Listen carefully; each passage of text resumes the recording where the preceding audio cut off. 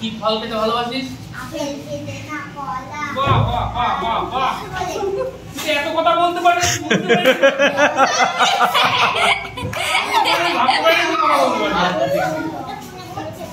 আচ্ছা ঠিক আছে, তুই মা আমার সেরা মা, তুই সেরা সেরা। আচ্ছা ঠিক আছে চল, এবার স্যার কিছু বলবে তোকে, স্যারের কথা শুনে নি। স্যার কি বলছে? এদিকে তাকা, স্যার বলছে।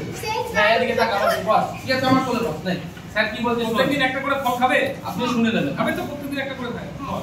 আর বিকেলবেলা একটু করে খেলবে কিন্তু প্রত্যেকদিন। তুমি মায়ের সাথেই খেলো, একা একাই খেলো, আর যদি দু একটা বন্ধু বান্ধব থাকে তাদের সঙ্গে খেলতে পারলে প্রত্যেকদিন একটু বিকেলে খেলাধুলা করবে। বাড়িতে কিন্তু পড়তে বসবে সকাল সন্ধ্যে।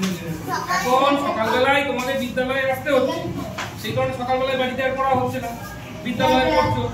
আর বিকেলে প্রাইভেট থাকছে, বিকেলবেলা প্রাইভেটে যাচ্ছ। বিকেলবেলা একটু খেলাধুলার সময় না, বিকেলবেলা একটুখানি খেলাধুলার সময় দাও। বিকেলে একটু খেলাধুলা দিলে কি বাচ্চা, একটা বাচ্চা যেমন সময়ের সঙ্গে সঙ্গে বড় হয়, বড় হতে হতে মাথায় বড় হচ্ছে, মানে শারীরিক বিকাশ ঘটছে, তার মস্তিষ্কের বিকাশ ঘটাটাও প্রয়োজন, বুঝলেন তো? এই খেলাধুলা করলে একটা মনের এবং শরীরের একটা বিরাট বন্ধন হয়, একটা সম্পর্ক তৈরি হয় মনের মধ্যে এবং শরীরের মধ্যে, বুঝতে পারলেন? এটা প্রয়োজন। তো কি ভালো লাগে, নাচতে ভালো লাগে না গান করতে ভালো লাগে? তোকে একটা গান শিখিয়ে দেবো, ঠিক আছে? স্যার শিখিয়ে দেবে, সেই গানটাই তুই করবি। হবে স্কুলে যে গানগুলো হয় মনে আছে তো একটাও? আচ্ছা ঠিক আছে, এটা শিখে পরে হবে। টাটা করে দাও তো।